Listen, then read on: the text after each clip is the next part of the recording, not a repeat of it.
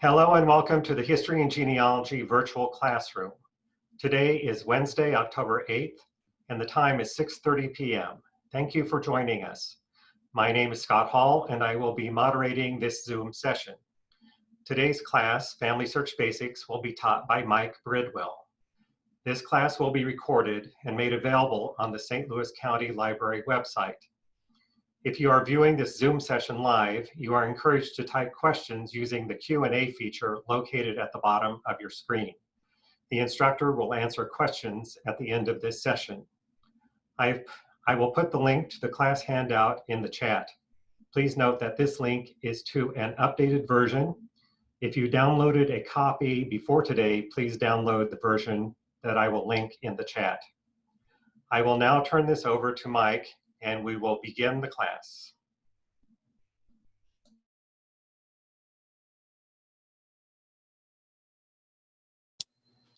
Good evening, everyone.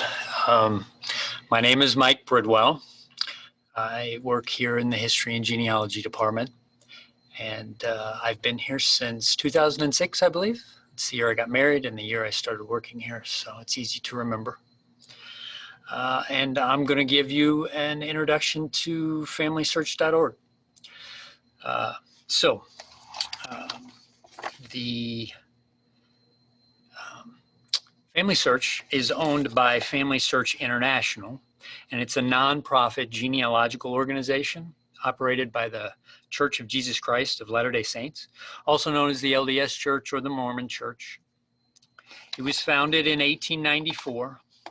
Known then as the Genealogical Society of Utah. And its purpose was to create a genealogical library for its members and others, to educate people about genealogy, and to gather genealogical records from around the globe. FamilySearch International runs the Family History Library in Salt Lake City, Utah, which is the largest genealogical library in the world, and its website is FamilySearch.org. This is an image from the library in Salt Lake City from the outside. It's a beautiful library. Let's see. And let's see if I can get an image of website. Excellent. Okay, and this is what the website looks like currently. I say that because they often make changes to the websites. They freshen things up, they add features, they are always adding new data. And so this is what it currently looks like.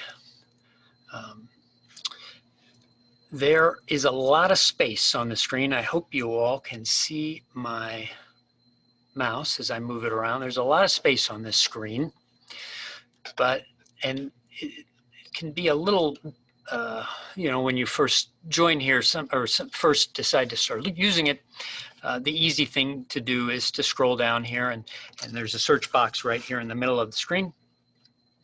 And it's easy to just put your ancestors' names here and just click the search bar, but that's not how I generally recommend people look at this site. What I use is the toolbar here at the top. This toolbar is on almost every web page on this website. And so if I ever get lost or mixed up or backwards, I know I can always click on these tabs. And in fact, I want to point this out. This icon here, the Family Search icon, is the home button.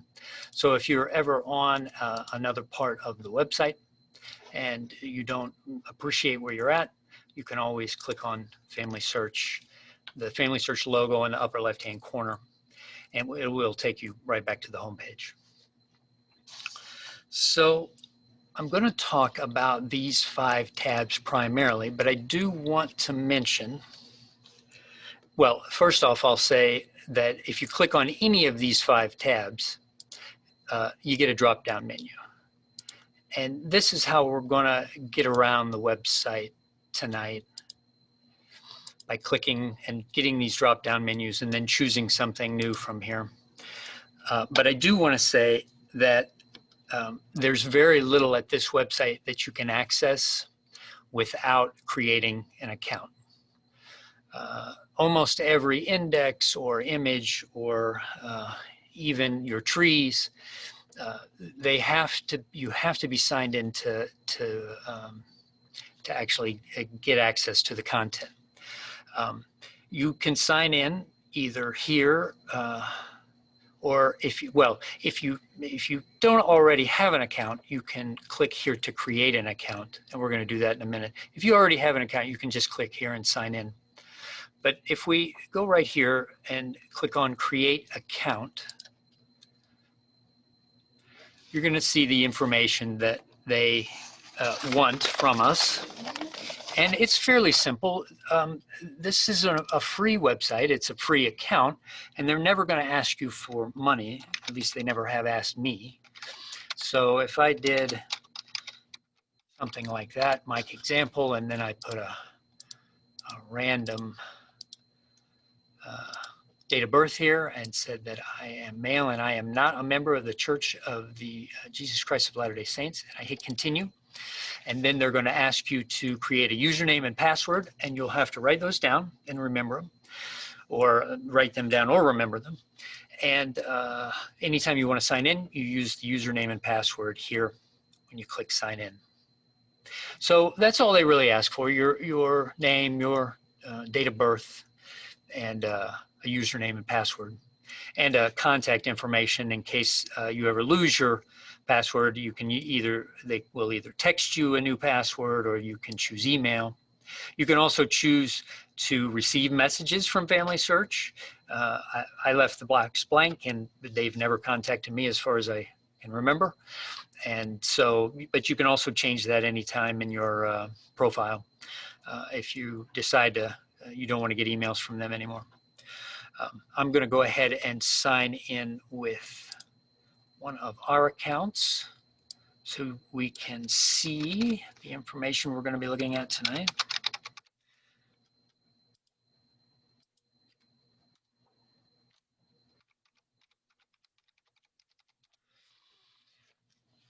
And so you can see that the screen looks a little different once you're signed into your account. But the thing that doesn't change is our tabs. They're all right here. And we're going to talk a little bit more about what we're seeing on the screen here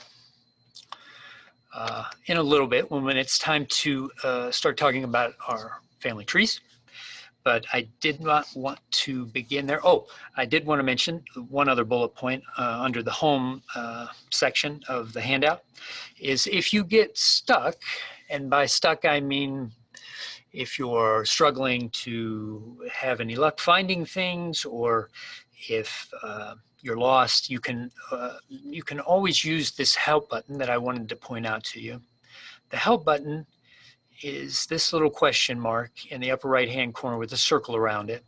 And if we click on it, we get a drop down menu. There's, let's see, there's getting started. So this is a good place if you've are just getting started with your family history.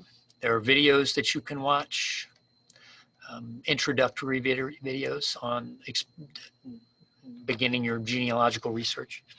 You can, this is the Help Center. This is sort of a guided way to, they ask you questions to sort of narrow the focus down to one particular item. If you can also use the Contact Us button. They have a form that you can fill out and send them a message if you're having trouble or if there's something wrong with your account. There's a telephone number and a live chat, and they have many, many ways to try to communicate with their users. Let's see. Oh, this is an interesting new button. I failed to mention this, but this website is massive. It's You could spend months and months flipping around this website. I mean, I've spent years looking around this website, and I still find new things all the time. And this new thing that I've found, one of the new things that I found is this community button. And what this is sort of like a chat room, chat page, or a page where you can communicate with people doing research on the same topics as you are.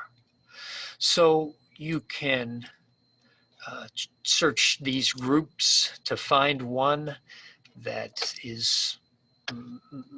seems interesting to you. There's a German genealogy research group. I kind of, and many others, you can see that there's an alphabetical list of the different groups that are available. I almost think of this as Facebook for family history nerds. Just to show you, just to give you an example, we'll go into the German genealogical group, and people will post questions. Looks like the German genealogical group hasn't been active very much lately. The most recent question was February 7th, 2020. But there are lots of people that are asking for help in translating documents. So if you've ever wondered where you can get a document translated, this is a place that you might try in the future.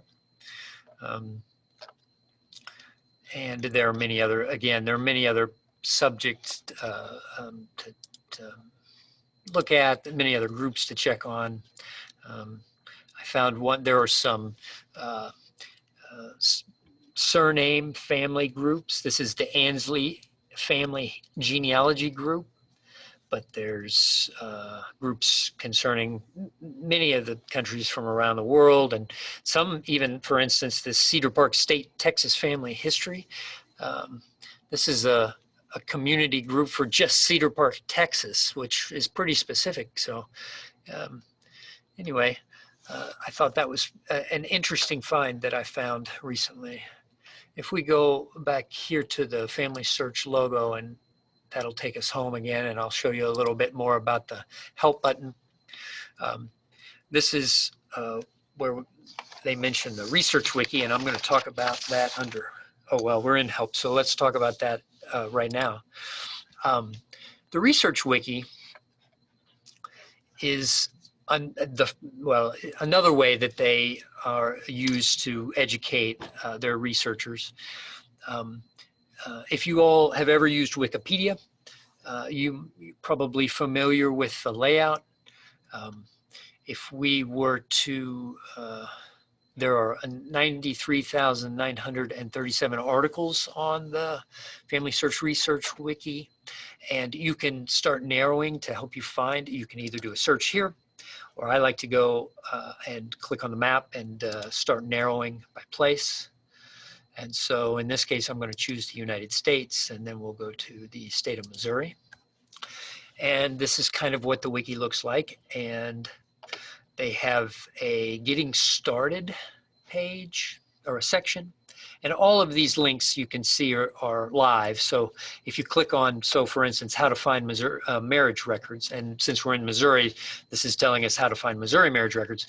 We can click on this link, and it will start laying out the places where you can find them. Many of them are links to family history indexes that we're going to see here in a minute. But it's just, the wiki is just a way to answer questions, to have pre-written answers to questions, frequently asked questions. And you can narrow, you can not look at just Missouri, you can also narrow it to counties. And it gives you all kinds of great information, like the start dates for all their major county records collections so I chose, in this case, I chose Franklin County, Missouri, and it'll give you where the Franklin County Courthouse address is, and the first year for these 7 different types of records. They also talk about boundary changes and have a nice map in the corner. links to different townships in Franklin County, towns and villages and townships and cities. Some links to some various websites that concern themselves with Franklin County genealogy. Some different types of records for, well, and obviously you can see that this is not complete. This is the research wiki is driven almost certainly by volunteers, people who have taken the time to add these resources to the page. So it's not perfect, but it's an excellent place to get started if you have questions about any particular place, you know, and you know, if there's also this list on the right-hand side about beginning research strategies and different types of records that you might be interested in. Yeah, the Research Wiki is a fantastic place. I come here pretty regularly when we used to use the Red Book quite a bit for this kind of thing. If I wanted to know when the first marriage record is for Franklin County, I would go to the Red Book and look there, but I can now find that information here on the Research Wiki. No, did not want to do that. Let's go home. Always go home if you get lost. So is there anything else under the help button? Helper resources, not sure about that. Oh, these are for people who are helping others use FamilySearch. I wish I'd taken a look at this before the presentation. Okay, so let's go back to home and we'll move on to page 2. Oh, did I mention content? Yes, I did. Yeah, okay. So page 2 of the handout is titled Memories, and that's going to be the first tab that I'm going to want to mention to you. When I click on the Memories tab, I get a drop-down menu, and we're going to click on the Overview button. And this gives us a brief overview of what the Memories tab is. And basically, the Memories tab is a place that you can keep your digital media. You can keep your photos here, your stories, your documents. You can then you can do all kinds of fun things with those pictures once you have uploaded them all. And you like create a slideshow or an album that you can share with others. Here is a link to memories others have about my family. So because I have my tree online, and there are other people who have written about my ancestors, people that I've put into my tree, and it's not exactly my tree, and we'll get to that in a minute, but people have put memories on here about people that are in my family history. And when you start adding your ancestors to your tree, it starts populating, this area, showing you other people who have added information about your ancestors here. So for instance, let's see. I thought these were all clickable. I could have, see more people. Let's see. So I could come to, this is an individual who has put people into the family tree on FamilySearch, and I can come over and look at, oh no, this is actually, I'm sorry, this is an ancestor of mine, sort of a ancillary line that someone has put a piece of media in their memory about him, and it's just a picture of his tombstone. So I'm sorry, I thought those were individuals. These are actually individuals in my, these are these are actually individuals that are in my tree. I should have known that, of course. But so let's see. I do want to mention that the FamilySearch has an app that you can download to your phone that helps you manage your memories. But one of the things that's pretty interesting about it is it has a audio recording function. So you can not only upload images to your memories portal, but you can also upload audio files. So if you were to interview one of your ancestors about their personal lives, and you wanted to save that and share it to others around the world or people in the future that who might be looking for this ancestor, you can do that, and you can do it all through this free app that you can download here, either at the App Store or on Google Play. Memories is just like a big storage facility for your photos and stories that can be shared with others. You can click here to find memories that other people have posted. So I'm just going to do a quick search of my last name and see what we get. Wow. So I have 501 results in the memories section for the last name Bridwell, and that's quite a few. If for a name as unusual as Bridwell, and it looks like there are lots of pictures of tombstones and obituaries and death certificates and anything else that people choose to upload to their memories. Wow. So that would take me, oh my goodness. I mean, if you could find your picture of your ancestor here, it would be fantastic. So that is pretty neat, if I do say so.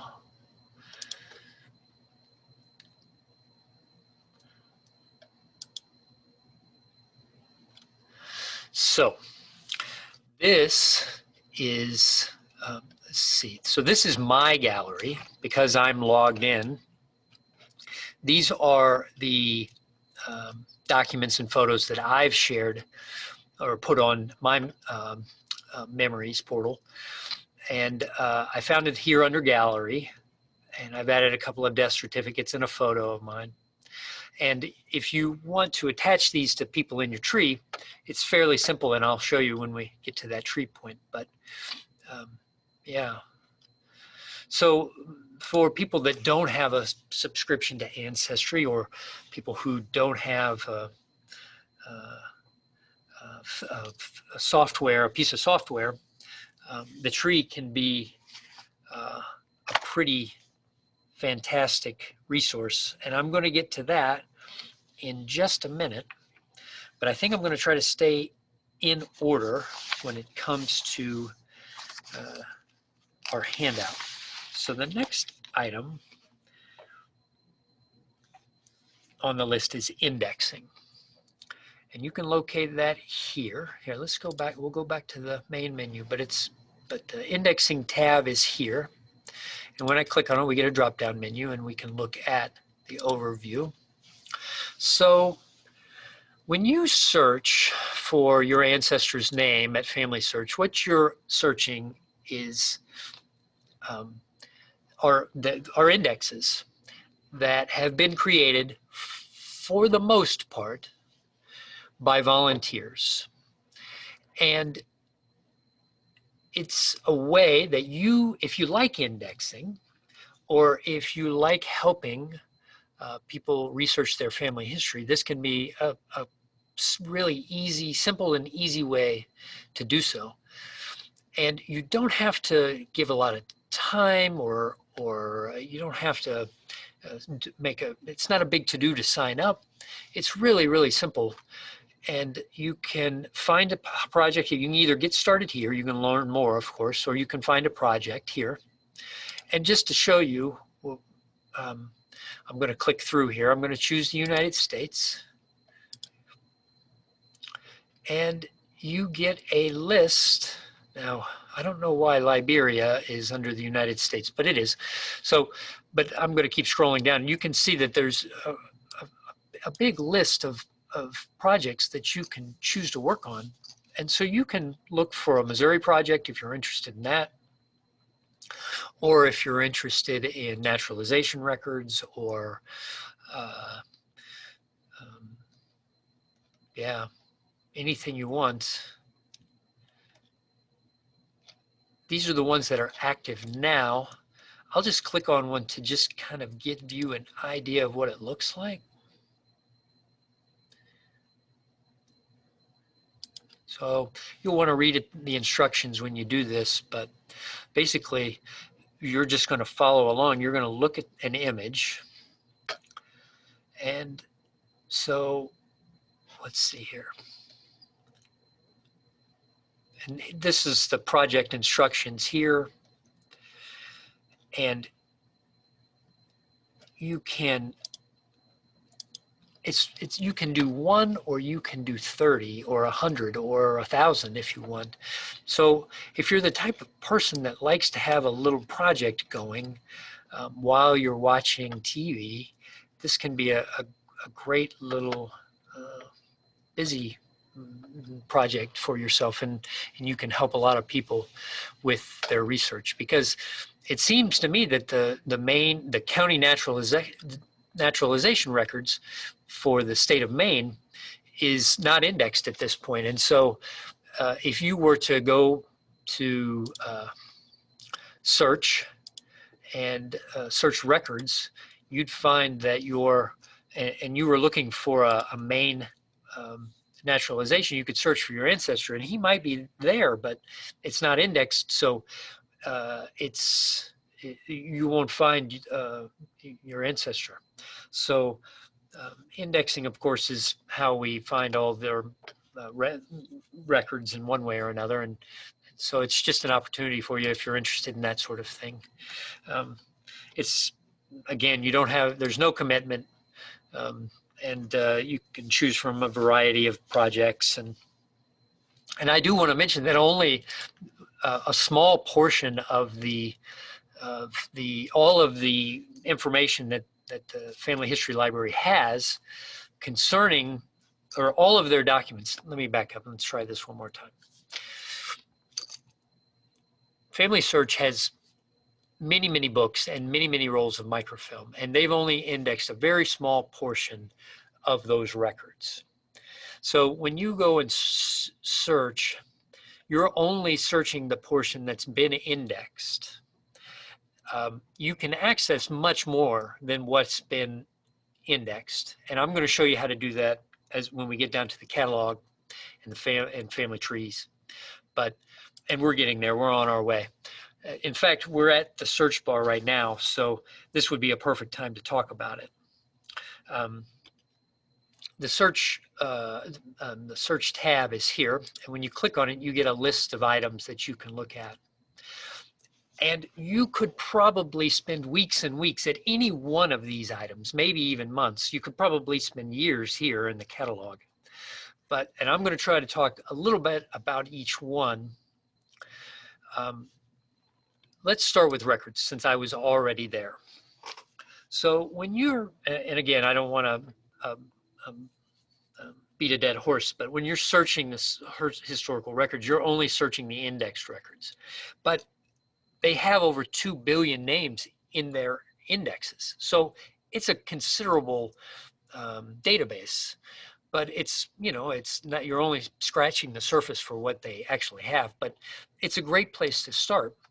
And we're going to start by searching for an ancestor of mine. We'll just do a quick search here. And say Kentucky. And we'll hit search. And I got a list of 1,176 hits. Now, I did not check this box, which matches the names exactly. And you can choose match exactly on all three of these. And I'm going to do that, and I'm going to click this little update button down here in the bottom left. And that's going to change it quite a bit. I'm down to 50. So I'm a little nervous that I've missed some things. So that by making these names exact, that I'm missing out on some records. So I've decided that I'm going to take the checks off John and Bridwell and just leave the check on Kentucky. And that's a little better. We're down to 283 now. And so you can start browsing. And underneath the name of each one of these individual is the database where where we got a hit. So as an example, this John H. Bridwell was found in the U.S. federal census for 1940. And it gives you some brief, abstracted information from there. If you want to see the full abstraction from the original census, you can come over here. And in fact, I'm going to talk about this one right here because it gives me all three icons. And I want to talk about each one. But if you want to see the abstraction, that's here. It's this little icon. It says view the record details. It looks like a sheet of paper. And I'm going to click on it. And you get, like Ancestry, you get all of the information that's or not all of it, but most of the information that's found on that particular census is pulled and typed up. And so you can decide fairly quickly if this is your John Bridwell. Here's his parents and siblings. And there's a link to the original document. And there is also a way to attach it to your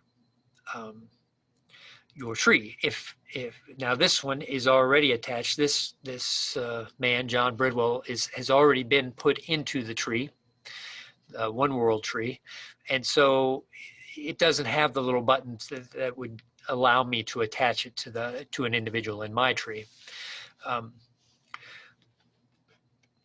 And I would like to show you. Oh yeah, that's what I'm going to do. So we're going to go back and we're going to do a search for Thompson, who was born in New Jersey. And we're going to get another list. And the one that was interesting to me was a man who, well, let's see here. I can, when I get too many hits, like I did, let me back this up.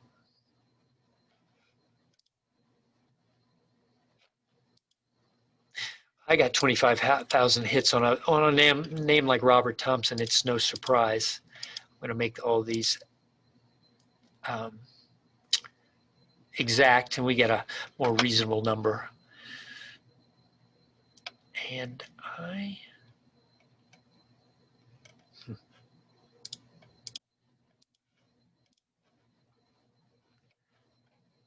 to try filtering my results by collection, because I do remember the collection that I was interested in showing you. And it was under military. And you can see that these aren't the only, these 5 right here aren't the only databases where the name Robert Thompson was found. There are actually 153 birth, marriage, and death databases. And I can show all 53 here. And you can see it's a nice list, and there's a list of the number of hits that we got in each collection. So I want to look at military records. And I'm going to open it up, and it was a World War II, U.S. Army, World War II Army enlistment record. So if I click here, I get a list of all the Robert Thompsons. And mine is here, Robert B. Thompson. I know that because he was Robert Byrd Thompson, and I know that he was born in 1925. And if I come over here and click View the Record Details, I have a button here that I can review and attach this record to my tree. So if I looked at this information and decided, yes, this is my guy, I know it is him, and I want to attach this to the tree, I can click this button, Review and Attach Record. And then what it's going to do is it's going to I don't want this here. I'm not sure what's going on here.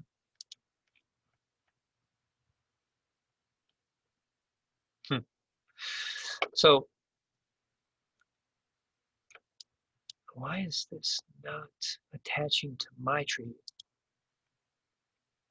Oh, here he is. Yes. Okay, I see. All right. So I had to choose someone from my list who I thought was the person I wanted to attach it to. Now, why is this not?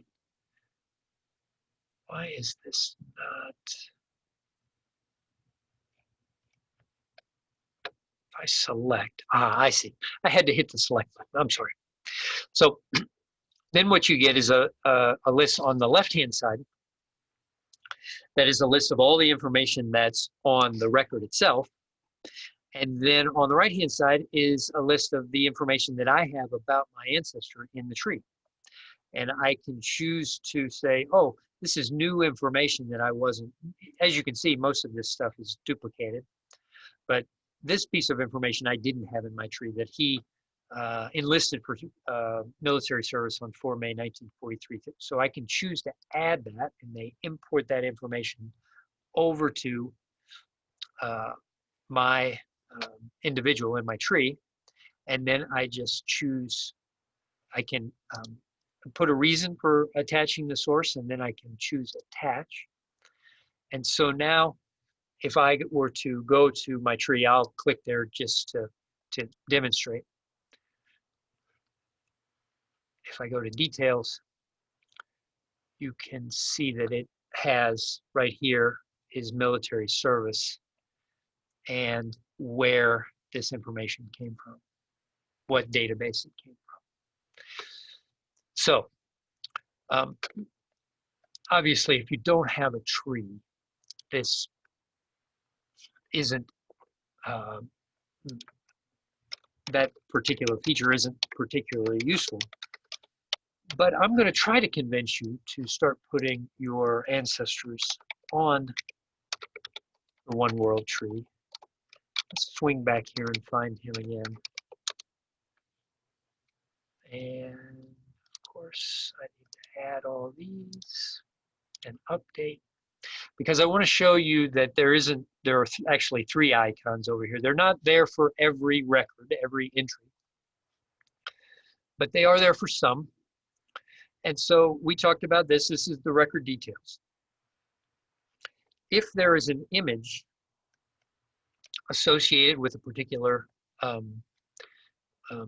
entry, there will be a little camera icon out here to the right. And if you hover over it, it says view this image. So in this case, this is just a random Robert Thompson. We don't really need to know that he's mine or not, but if you click on it, it'll take you directly to a link to the original census image. And you can then, if you don't have a tree or you have a tree somewhere else, you can then choose to download this record onto your computer, or you can print it, or you can use the source box function. And that is just a way to store your documents for later use. Say you find one and you say, I think this might be my guy, but I'm not certain. You can throw it in your source box and say save. And then you can go back and get to your source box at a later date and maybe reevaluate it at a different time. So, yeah. So that is a simple overview of searching by name. You don't have to search by name, or you can choose to narrow in other ways. if those big long lists of hits, if you have a common surname, or if you get a big long list and it's overwhelming, you can, or if you're looking for a particular type of record, you know the type of record you're interested in, but and where it probably took place, but you don't know how to find it, you can start narrowing. So I can choose to search a particular state. And so when I click that, if I were to start looking for Robert Thompson or John Bridwell again, now it would only be showing hits that that came from these Missouri databases right here. Now, these are just the first 5 databases. There are actually 94 Missouri databases, and you can click here to say show all databases. And you can choose to search an individual one or several if you want at the same time. So as you can see, there's lots of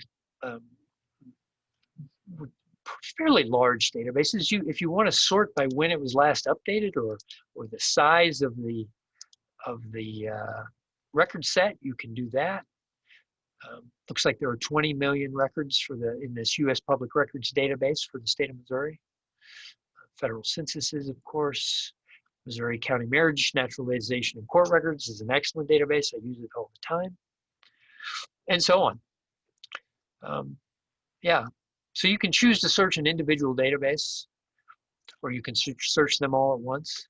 And I'll also show you that when you get below the indexed databases, you can find a list of image-only historical records. So sometimes, for whatever reason, they have these records that have not been indexed. One that I'd like to point out to people is the Freedmen's Bureau records that are there. They're browsable and not searchable. So if you are looking for an ancestor in the Freedmen's records, you can click browse through 61,000 images. And it doesn't just say, put you at image 1 and say go. It gives you a little bit of help. So for instance, in this case, you can choose the Freedmen's Bureau office that you want to search. So if your people were in St. Louis, you could click St. Louis, and then it looks like there are 1, 2, 3 rolls of film associated with Missouri, the St. Louis office of the Freedmen's Bureau. Here's a register of claimants from October 72 to May of 76, and when you click on it, you get the first image 1 of 128. And you can just browse through one at a time. And it looks like, in each one of these databases, I mean, we're sort of at the mercy of the original record keeper and, how he organized the records initially. Because when FamilySearch comes in and digitizes something or microfilms something, they don't go to the trouble to put everything in alphabetical order. They film it however they find it, usually. And so each database that you go into, or each roll of film that you're going to look at, which I'm going to show to you how to do here in a minute, you have to kind of get to know that set of film or that county's organizational structure, and it can vary from different types of records, or from county to county, or state to state. So you sometimes have to just kind of get to know a data set on your own. You have to browse through it and see how they're organized. In this case, they're in alphabetical order, so they're fairly simple. If you want to look at more than one image at a time, you can zoom out like so, and you can browse around. I like to drag and drop, come down and check this one, see what it looks like. Wow, the handwriting is fabulous. So clear. So let's go back to the home page. That is searching records. I also want to talk about searching a couple of other things. One thing I want to mention is books. So the Family History Library is in the process of digitizing their entire collection. all of their books and all of their microfilm is in the process of being digitized. And they have a significant percentage of a very, very large library doc. So if you're interested in knowing whether, so let's say you come across a book. And so I'm going to flip over to the St. Louis County Library's homepage, and I'm going to go to books and catalog. And I'm going to do a little search for my imaginary ancestor. I'm going to look for a man named John Medley. And this first one here, John Medley, 1615, 1660, St. Mary's County, Maryland, his descendants. This is a book that I need to look at. This is my guy. But the book is referenced, oh no. And since we can't come into the library right now, that's a problem because these books can't be checked out and you can't come in and look at it. So what are we to do? Well, I'm going to flip back over here to FamilySearch. I'm going to show you again how I got here. This is the FamilySearch digital library, and I came here to search. I clicked on search and I clicked on books. And in this case, I'm going to type in the same thing. I'm going to look for John Medley. And I'm just going to search by his name. I just to see what I find. And I got 24,000 hits, which it seems like a lot of hits. But the book I'm looking for isn't too far down. And in fact, if I choose to increase the number of results per page from 10 to 50, you'll see it's just right down here. And here it is, John Medley, 1615 to 1660. So it even tells you right here that the access level is public. Some books will say protected, which means that you can't look at them online, but John Medley, the book on John Medley is public. So if I click on the link, you'll see that this is the book, the page 1 of the book. And if I click view all 460 pages, I can browse this book online. And I can even search it. So if I come down here, and if I hover over the magnifying glass, it says search, and I can click it there, and I can look for, I don't know, I wonder if there's a Jones in here. Yeah, 23. And so if I did maybe John Jones, maybe, or let's do Charles. I see a Charles, so let's do Charles Jones. And I'll click on it, and it takes me right there to the page in the book. Well, now, what I found is a page with the name Charles Jones. I also have all the Jones hits and all the Charles hits, so be careful of that. What happens if let's see if I don't even know what this will do, but if I do that, if I put quotation marks around it, oh yeah, there it goes. If I click on that, it's this page right here, the one that we were already at. Let's see if I click on this. Yep, takes me right there. And so the only place where Charles Jones is in order like this, these quotation marks mean that it has to be spelled out exactly in that way. Those characters in that order, we only got one hit, but you can see you can find a name of any individual in any book that they have digitized, and they have hundreds of thousands of books digitized at this point. I'm going to back up because I want to talk a little bit about where these books come from. Some of them come from the Family History Library, most of them actually, but there are also partner sites. The Allen County Public Library and several other libraries are participating in the digitization of some books, including the St. Louis County Library. So a large portion of these books are out of copyright protection. So if the access level of is public, it means one of two things. Either The book was published before 1923, and then therefore is in the public domain, and anybody can do whatever they want with the book. And the Family History Library chose to digitize it, and many other places have too. But they also, if the Family History Library contacted the author of a particular work and got them to agree to allow them to digitize the book, then they do, and then they put it online. So in this case, well, in the case of John Medley, it seems that they got the author's approval, because the book was actually published in, I believe it was 1968 when I went and looked at the book. But I did want to point out something else that I learned. I was like, when I did this search initially, I was like, why is there a bunch of books titled Medley? And then I realized that these books are actually yearbooks. And I thought, I didn't know the Family History Library was in the game of digitizing yearbooks. And so I thought, well, what the heck? Let me see. I know the name of a particular yearbook. It's called Buana. Does anybody know the school that the yearbook titled Buana is? It's a St. Louis school. It's, let's see, it is Roosevelt High School. And so when I search for Buana, I get a list of all the Family History Library's copies of the Roosevelt High School yearbook. Yeah, so that was a new thing that I learned today. I thought that was fantastic.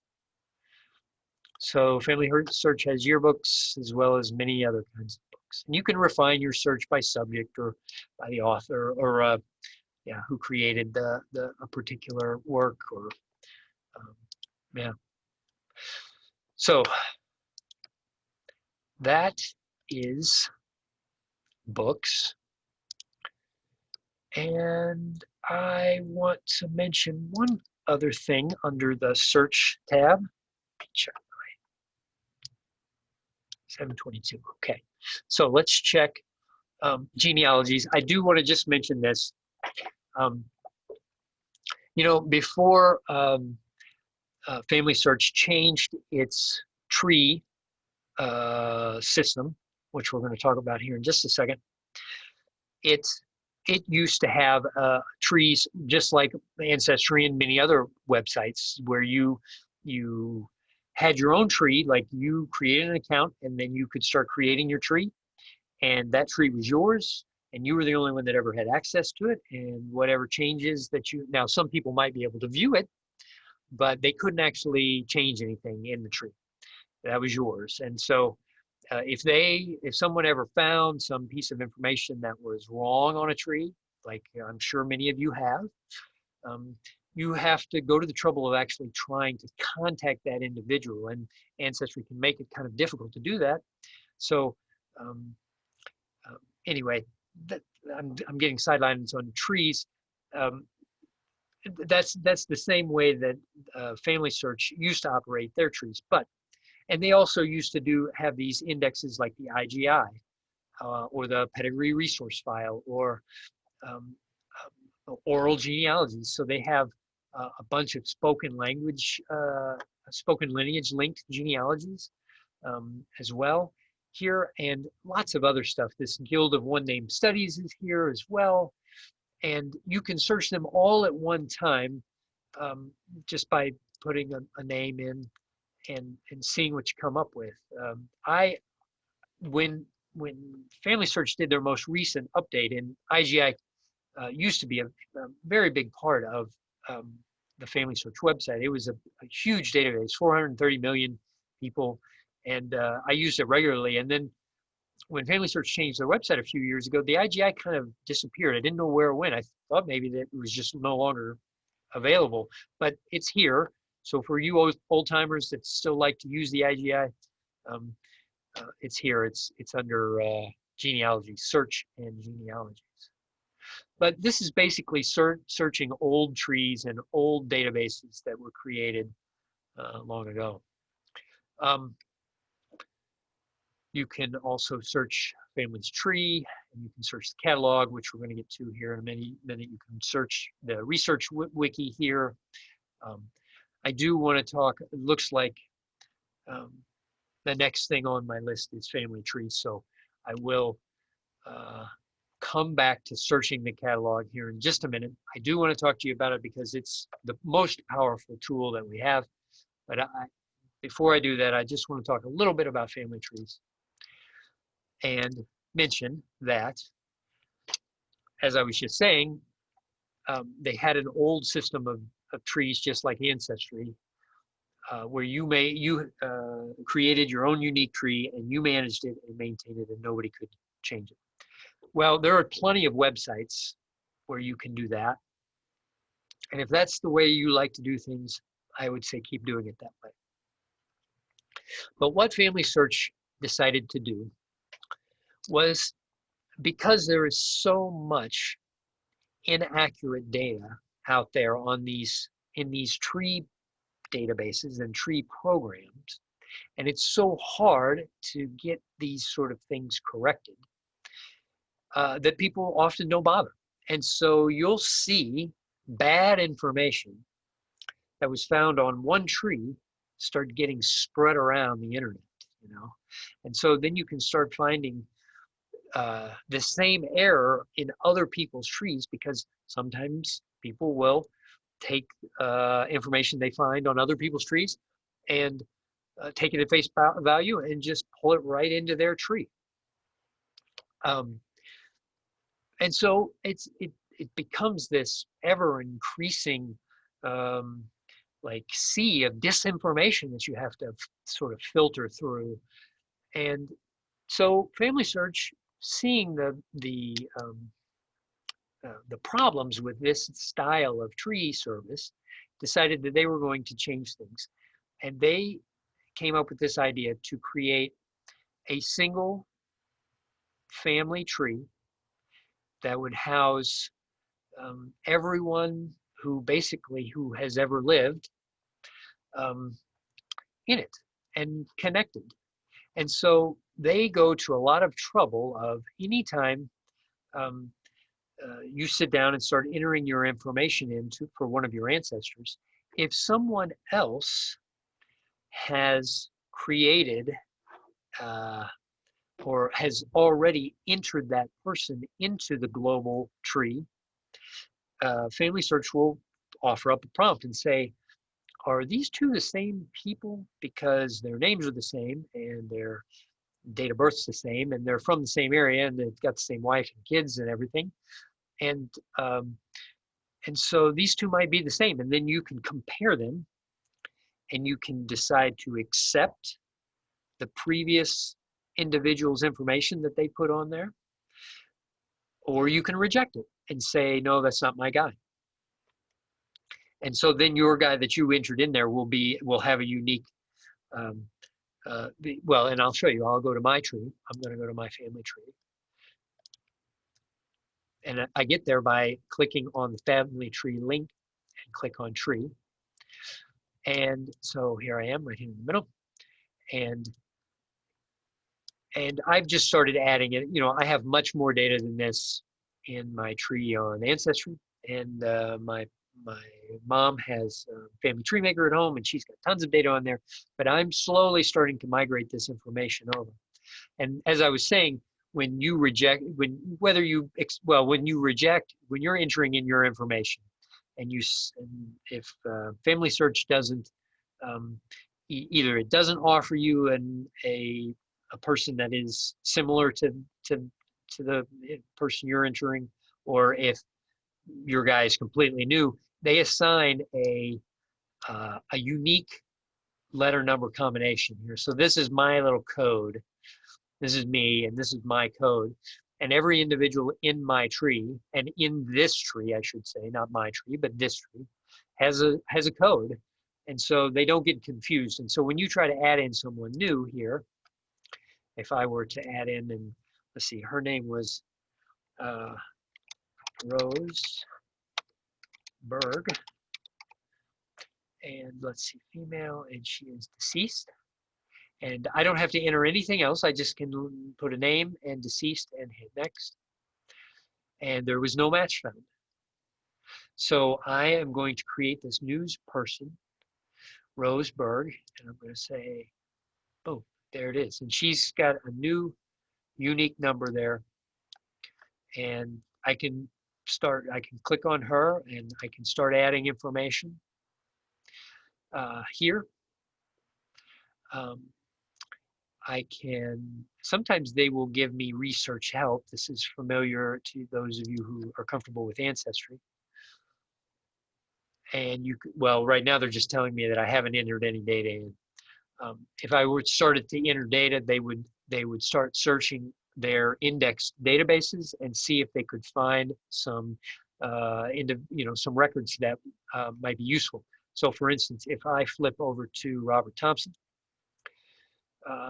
so there's no research help. Let's see, let me go back to my tree. I believe I was, where was I?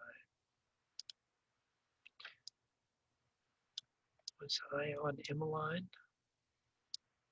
Oh, now I'm kind of drawing a blank on where I was. Well, here's one of the, just as an example, I'll show you.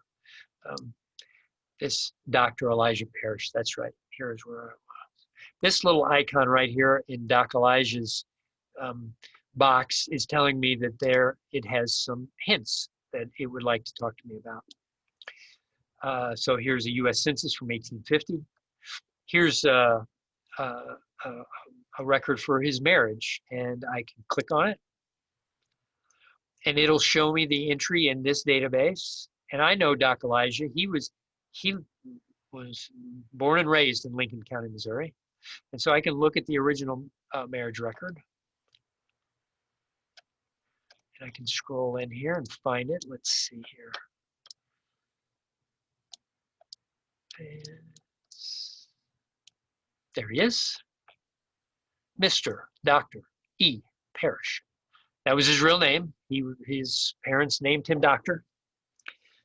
He was, and I don't even know if this is true, but the family lore was that he was the seventh son of a seventh son, and so he was named Doctor because of that. And he married Dora Kimmler, and so yes, this is my guy. I know it to be true. So now, let's see. If I go back here, I can review and attach this record, or I could say not a match. And then this is where I decide if I want to import this information. Yeah, see, so they indexed it as Dinah Kimmler, and I know that her name to be Dora. So. But if all this information is correct, even if this is not correct, you can go ahead and attach this record. And so now, if I go back to the tree, I find their marriage record. Where did it go? Birth, death. I'm sure you're all seeing it and I can't see it, but. Huh. Well, I could have sworn.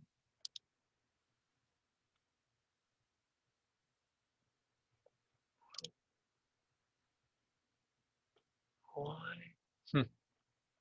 Oh, under sources. Maybe? No. Huh. Well, it's here. I'm fairly certain that I've attached this now. And well, I won't waste your time wandering around here, but that's the idea. And then, so the interesting thing about this, though, is that say I knew this birth date to be incorrect, and say I had a tombstone that I knew that it was something other than this, I can edit this.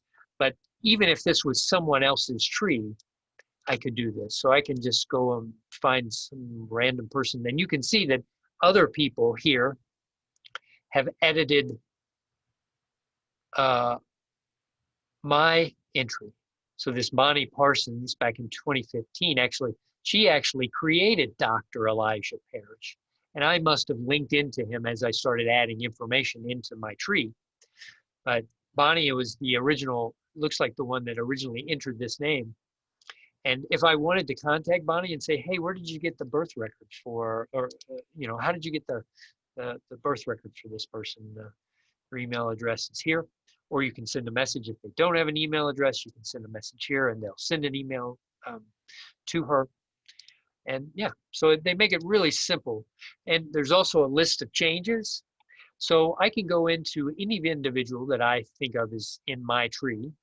So I can come here to my dad, my grandfather, and I can look and see who has been adding information in and when they did it and where they got it. Yeah. So it's just another way of sort of, the drawback, of course, is that just any random person can come in and start making changes to your tree. But you can always change that information back. You can actually even be, you can choose to be notified when changes are made, or actually it's on your homepage, I believe. If I go to homepage, I can see my recently viewed people here, and there's a list of recommended tasks, but there's also, I think back in the tree actually, there's a list of any recent changes that have been done. Yeah, here it is. So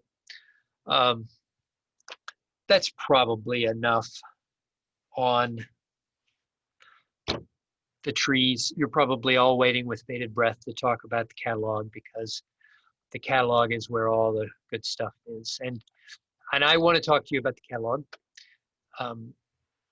But I will also take the time now to mention that we actually have two classes on Family Search. One is the intro, which you're seeing now, and one is Jake's more extended version of the Family Search class, and he dives very deeply into the catalog and how to access microfilm and books that the Family History Library is in the process, either has digitized or is in the process of digitizing. But I'm going to talk about it too a little bit here. And let's start over at the main page. I'm going to start at the home page and show you how I got to the catalog. It's under Search and Catalog, which is right here. Now, you can search by any one of these types of identifiers. You can search by surnames. If you wanted to, you could just search for your surname or any of the other surnames in your family history. You can search by title, if it's a book or an author. You can search by subject or keyword. It sort of depends on what you're after. If you're looking for books, I would recommend using one of these. If you're looking for books and microfilm at the same time, and you're interested in what they have for a particular place, I would recommend searching by place, and that's the default search. So when you come here, when you click search in catalog, the default will be place. And let's talk about, well, you can search for any place in the world. If you're searching, because the Family History Library has filmed all over the world. When David Rincher was here, I don't know if 10 years ago or whatever, when he was headlining the St. Louis Genealogical Society's yearly presentation, what's the word I'm looking for? The conference, the Family History, or the St. Louis County Genealogical Society's conference. David Rincher was the headliner, and I think it was about 10 years ago that he was here. David Rincher works for Family Search, the Family History Library, and he said that the Family History Library then had 500 two-person teams in the field, and they were microfilming, actually not microfilming, even at that point, even 10 years ago, by that point, almost everyone was digitizing these records. But what they do and what they've been doing since about the 1930s is they've been going to places all over the world and microfilming original records. So when the Family History Library, when FamilySearch was known as the Genealogical Society of Utah, they started acquiring things just like all other libraries do. They started getting books, and that, you know, primarily is either histories about places or people or things, or they're indexes to original records that are often found in county courthouses or other places. And when they started collecting these books, they realized what they really needed to do is get their hands on the original records. So in the 1930s, they started microfilming. They started sending out these teams to go to courthouses, to go to churches, to go to universities, to go to any place that had original records or documents, and ask them if they could film these records. And it was often to the benefit of these county governments to make a microfilm copy of these original books, because they're precious. And you know, as we know, you know, courthouses can burn, or they can flood, or things can be lost. And so they started allowing FamilySearch to film these records, and FamilySearch has now, after 90 plus years of this, they have this amazing collection of microfilm, and they are in the process of digitizing it all. And most of it you can access through here. So all of the types of records that you think of as being in county courthouses, you can usually find here at FamilySearch. And I'll do a search as an example. And I always tell people to when they're searching for county records, you want to enter the state and then the county. So in this case, I'm going to put Missouri, and then I'm going to put a comma, and I'm going to put Franklin.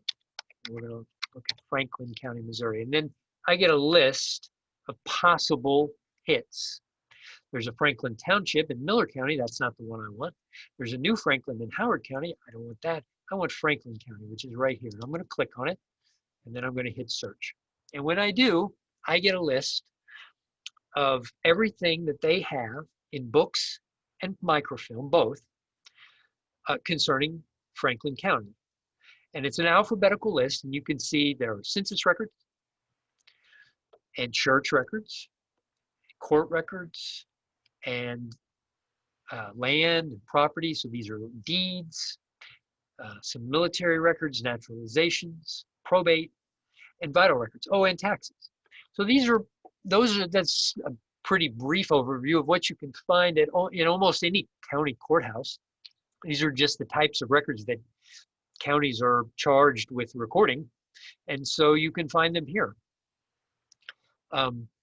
If we choose, and I tell you what, I'm going to update this because I don't like Franklin County.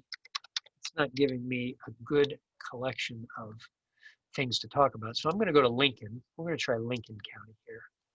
And I just changed that in the search criteria from US Missouri Franklin to US Missouri Lincoln and hit update. And now I have a list of Lincoln County records entries into the catalog.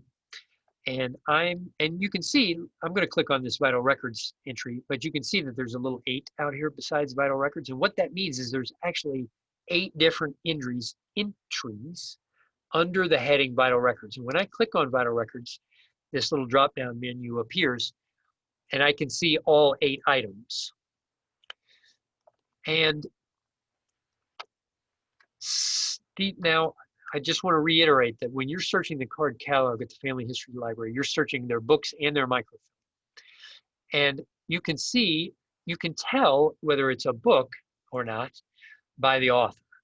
And so generally, if the author is an individual, like in this case, Elizabeth Ellsbury, that's likely a book. And you can click on it and take a look at it.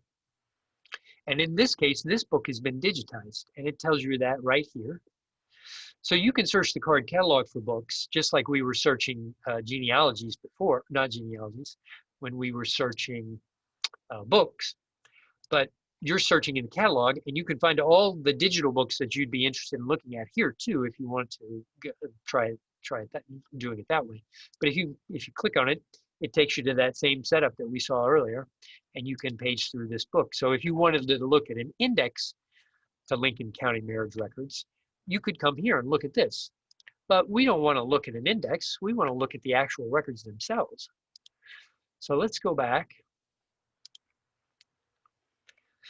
So we're back at Lincoln County records, marriage vital records. And so when I'm looking for microfilm, I'm looking at the author, and I'm looking for the Lincoln County Circuit Clerk, or the Recorder of Deeds, or the County Clerk, or something like that. Something that suggests to me that they are a county, official county recorder of records. And in this case, we have marriage records from 1825 to 1931. And we have an index from 1860 to 1907.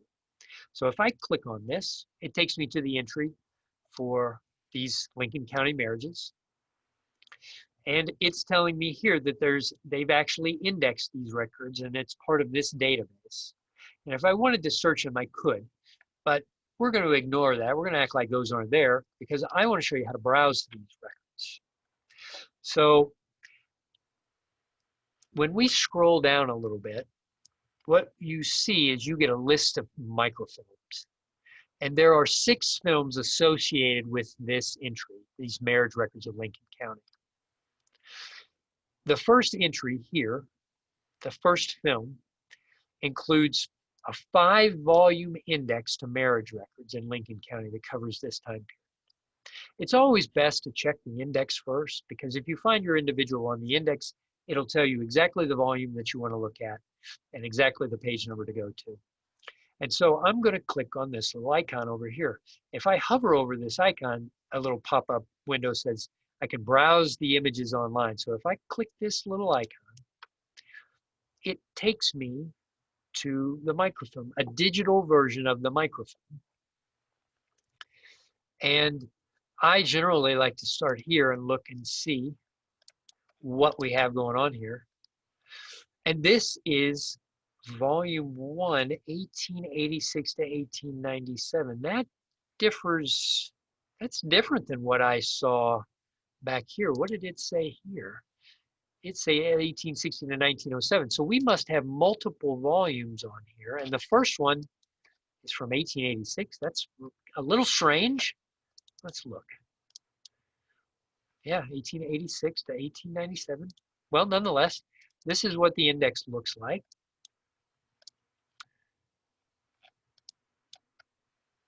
It's alphabetical by the name, the groom's last name, but it does include his bride, the date the license was issued, the date of its filing, and the book and page where you'll find the original marriage record.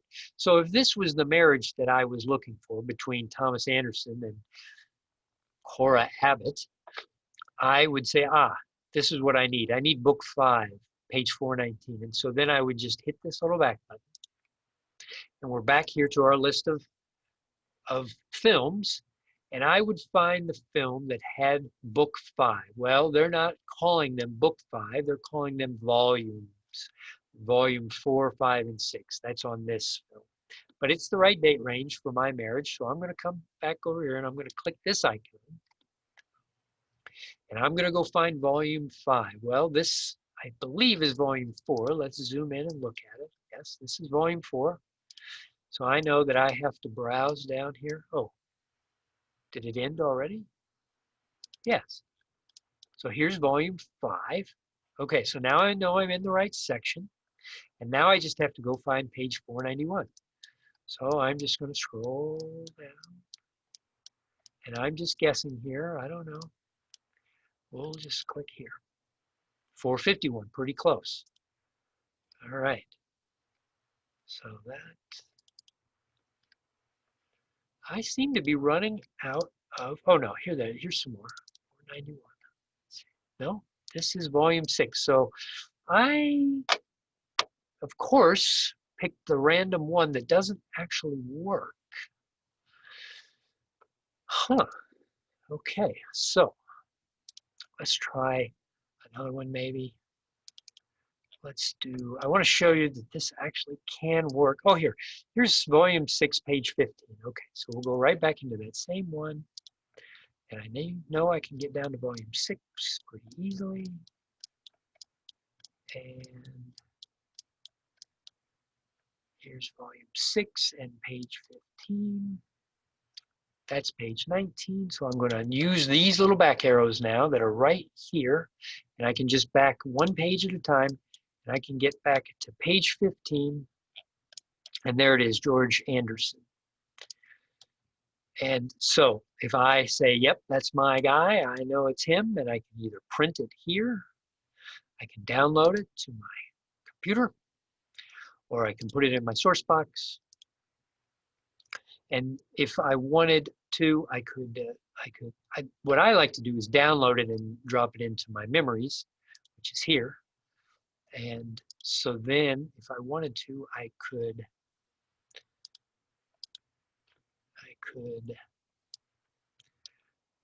grab and drag that file and just drop it right in here, and then change the title and tell it this is the marriage record for my ancestors, X and Y, and there it is. That's how I get it into my tree. If I wanted to put it on my tree and say Ancestry, I would download it, or if I wanted to put it in my 3-ring binder, I'd print it, or however you like to store your information. I do, before I cut us short, I do want to mention there's tons of stuff in the card catalog. If you're looking in Europe, most of the records are, well, at least some of the records are organized by town rather than by a county. So if you know your ancestors' village or town of origin, you can just type it in here. I know one that is near and dear to me. It's called Ancum. It's in Hanover in Prussia. It's now Germany. And so I can click on it and hit search. And there are 2 church records from this town. A Catholic church records from Ancum, and this evangelical church, which was in Bippen, which is nearby. My ancestor was Catholic, so I'm going to click here, and what do you know? They've been digitized. Now, you'll see that there's a little key over this icon, and that means that, it likely means that you can't look at it at home, and you'll have to look at it somewhere else. And that can be one of 3 places. That can either be at an institution like us, the St. Louis County Library. There are records that you can't look at it at home, but you can come in and use, if you use a computer here at the library, and it can be any branch of the St. Louis County Library. You can go into any branch and you can get access to these records, some of these records that have a key on it. Some of them you can't look at here, and you actually have to go to a family history center. There happens to be one on Clayton, but it is closed right now, of course. And the most restrictive access is sometimes you can only look at a film if you're in the library in Salt Lake City. So, but this one has a key over it, but these 2 do not. And I can come here and I can browse my ancestors' Catholic church records from Ancum, Germany. So I do want to mention one other thing. When you're searching for St. Louis in the card catalog, it's a little weird because St. Louis City is an independent city and it is its own county. And of course, that means that Missouri has 2 counties named St. Louis. So when you are searching for St. Louis City or St. Louis County, either one, you're going to type in the state, Missouri, and then you're going to say St. Louis. And if you're looking for records in St. Louis County, you would click here. But if you're looking for records from St. Louis City, you're going to click here. And also, of course, because of the split between St. Louis City separated and became its own county, if you are looking for anything prior to the split in 1875, right, you'll find city and county records both here in Independence City. So I'm going to click on it, and then I'm going to hit search. I'm going to show you some things that are available here. Many of the films that we have here that you're angry that you can't come in and look at, they're here at FamilySearch. So by what I mean here, I meant here in the library, in the family history library. So for instance, if we come down here to vital records and we click here, we can see that the marriage records of St. Louis and St. Louis County 1806 to 1965 is here at the Family History Library. So the film, the St. Louis City marriage records, they're here. And if you've ever used those records here, you'll see that these look very familiar. Here are the indexes to those St. Louis City marriages, and here are the marriages themselves. And so you would want to go into one of these individual indexes and find the person you're looking for, find their entry, and write down the book in the page or the volume in the page, and then come back out here and search for that volume and go to the page, and you'll find it. It'll be there. And so it's not just St. Louis City marriage records, but it's naturalizations and deeds, land and property deeds, probate and wills and court records and all kinds of stuff, including church records. So church records aren't county records, but the St. Louis Archdiocese allowed the Family History Library to microfilm their parish records, and they're all here. And so you can, for the ones that are located in St. Louis City and some of the ones that are in St. Louis County, you can come here and find them. You can search either just by St. Louis City and come to the church records, or you can search by name. So if you're looking for a particular church, like say St. Mary of Victories, you could do, you can find it here just the way we found it. We can click on it and go over here and search the records. Or if you were looking for it, you wouldn't have to come here. If you were looking for St. Mary of Victories, you could do a keyword search and do something like,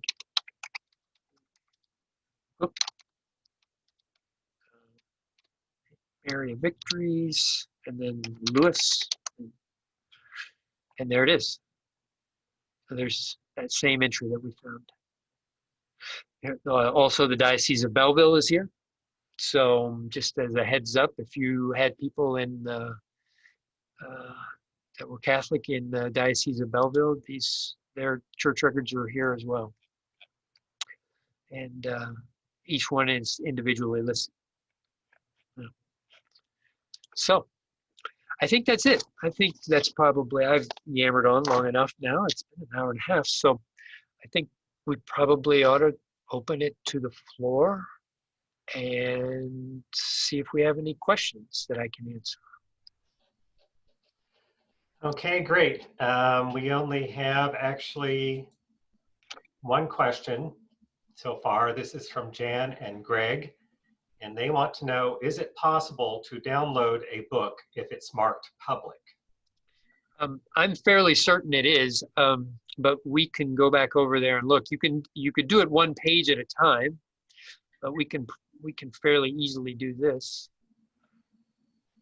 Let's look for a title, and let's look for medley.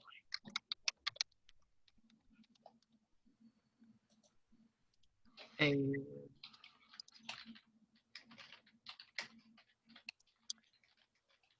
let's see, can I download it?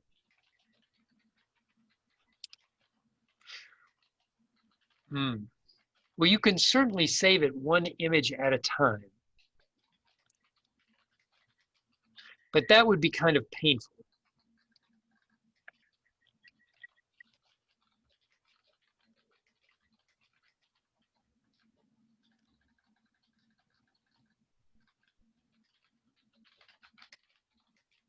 Oh, yeah, print or download files. So there's a little icon. Let's see if I can share my, Scott, let's see, can I share my screen again? Yeah. All right, let's see.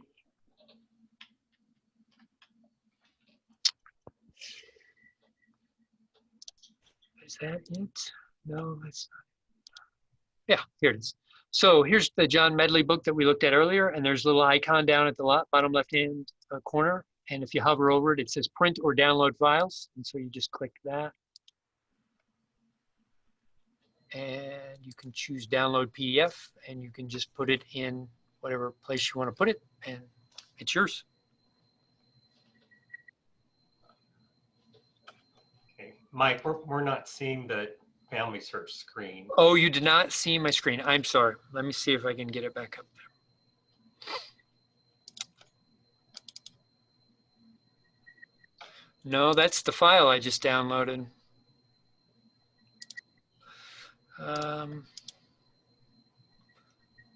So that's the one I want to share. Let's see if I can.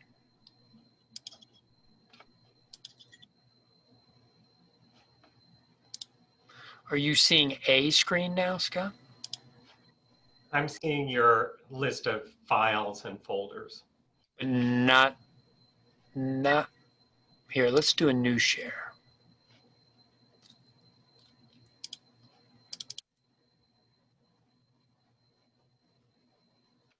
Still nothing?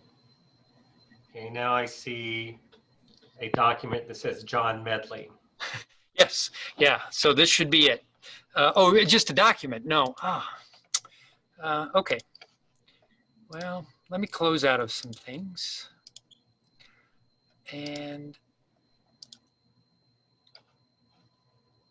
stop share.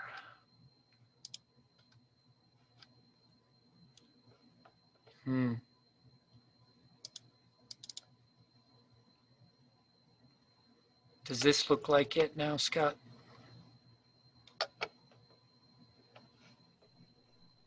Yeah, I see a screen that says print or download files. Yeah. And then the John Medley document. Yeah. I'm not sure exactly why. Not sure exactly what's going on. We all love Zoom and this technology.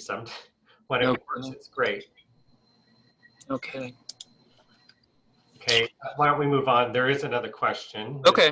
Through the chat from Barbara. When you find an item, should you enter it into source until you find a second source with the same info? So I guess we are talking about the trees now. And so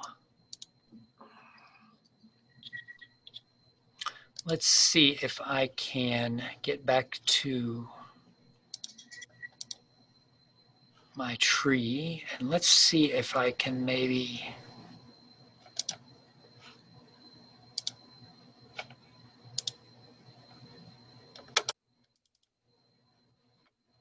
Are we seeing the Family Search site, Scott?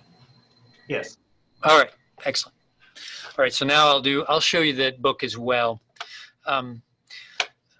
So we're at the tree, and mention the let's see. So would you read the question for me one more time? Certainly. When you find an item, should you enter it into source until you find a second source with the same info?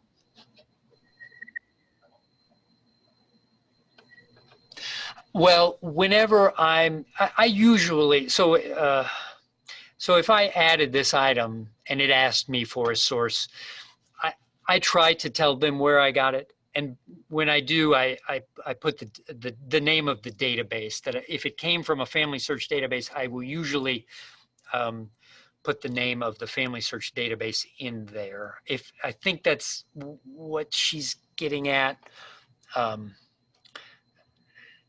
I'm not positive though.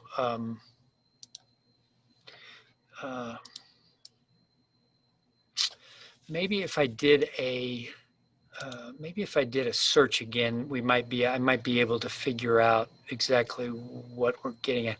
Or, well, here, let's try that. We'll try it. We'll search records. We'll go try our Robert Thompson again.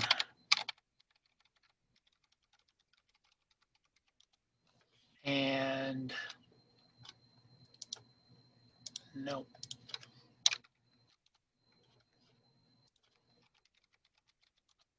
Guess it really doesn't matter. But when I came to, oh, that's the, yeah, it doesn't really matter. I don't know why I'm going to all the trouble finding that same item that I wanted to find earlier. Let's try this. So if I say this is my guy, let's see here. If I come here and say review and attach record,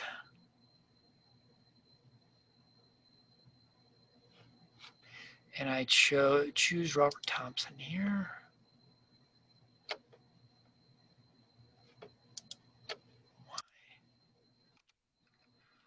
Why won't it? No, I don't want to do that. Oh, select. Okay. Oh, the reason to attach source, I think, is maybe what she's shooting at. I don't know exactly what that means. I don't know what they're getting at for reason to attach source. The reason is I think it's my guy, you know. So I'm not certain exactly what why they ask that question, or why they're wondering what the reason it is. You know, I don't know how to answer that question. But if it asks for a source, I usually just give the name of the database that I got it from. To go back to the catalog, and I'll do that one more time and show everybody where I got it. So if I come here and I view all 460 pages, down at the bottom left-hand corner, there's an icon, a little down arrow icon over a piece of paper. And if you hover over it, it'll say print or download files. And you can click that item in and then choose to put it in whatever file source. Well, actually, this pops up, and then you have to click on the download button, which I've already, yeah. So it's already been downloaded, so it looks a little weird, but what it did was it downloaded it to my computer, and now I can look at it on an Adobe Acrobat reader. It's an easier way to look at it than paging it one page at a time too. So actually I would probably recommend downloading it. If it looks like a book that you want to read, I would probably tell you to download it to your computer, because it's a lot easier than paging one page at a time on here. Yeah.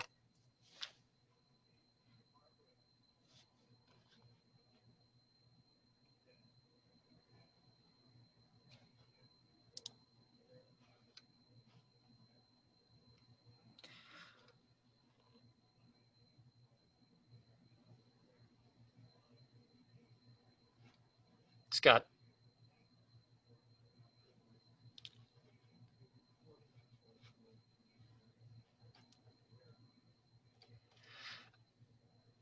I'm sorry to have to tell you this, but you're muted. Yes, that is the phrase of the year. You are on mute. Okay, so Barbara asks another question. She said, shouldn't you have two sources to verify that the information is correct? Two sources before you decide that what you have found is correct. Shouldn't you find the same info under two different types of sources? So I think what she's asking is, shouldn't you have more than one source so you can kind of verify the information? So if I believe, I would say that that's a noble concept to try to achieve. I mean, if you're always working on verifying a date for a particular event with two different sources, I think that's a noble pursuit. However, I don't stop myself. If I think a record is a record of my individual, if all of the information that I find on the record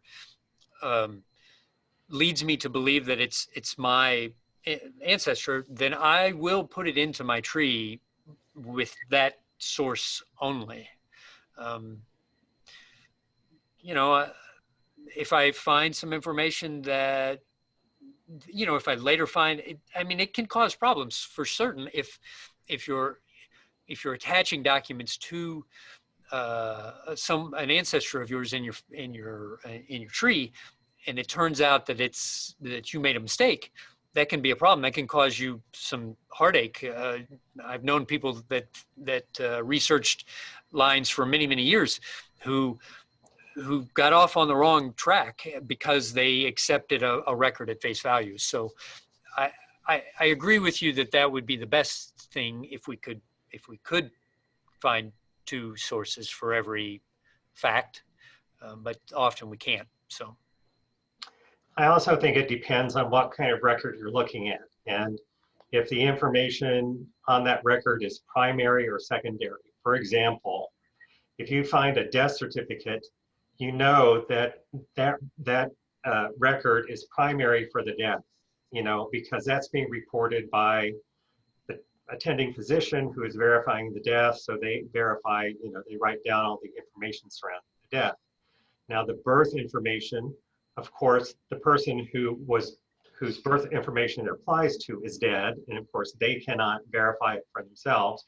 It's reported by someone else. And so that's an instance where you might want to take the extra step of, you know, finding another source that verifies that birth information. I agree.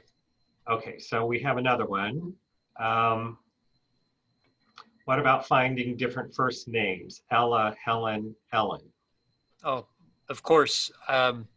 Nicknames are real trouble, and those are, you know, nicknames are nice because we kind of know, you know, that Betty is short for Elizabeth or whatever, but when they start changing their last names, that's when it really gets tricky.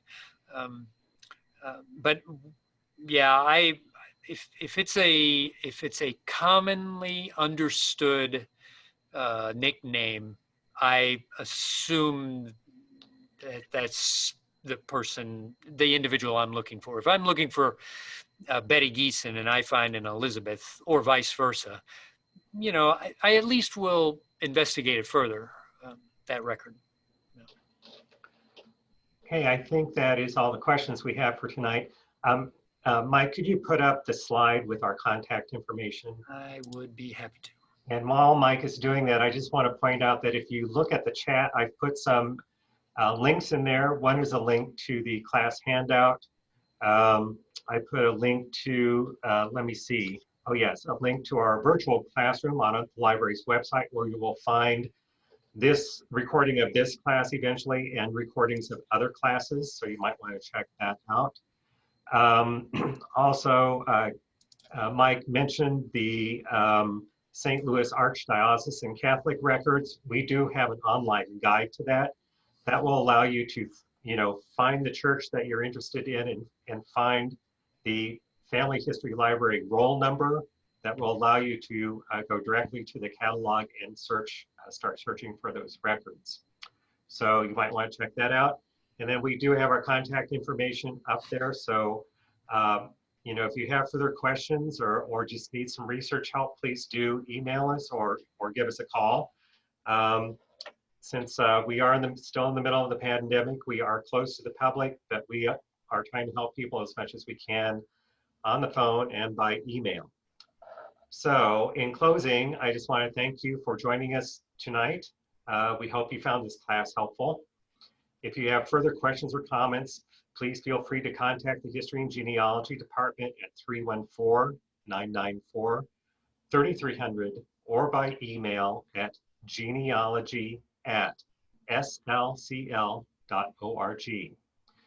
If you are watching this live, I remind you that this class has been recorded and it will be made available on the library's website and the library's YouTube channel. If you are watching this on YouTube, we invite you to like this video and post a comment below. And let's see if we have some final comments. We just have some thank yous, and so yeah, thank you. We hope you found this enjoyable. So I'm going to go ahead and end the Zoom session now, and we wish you a good evening.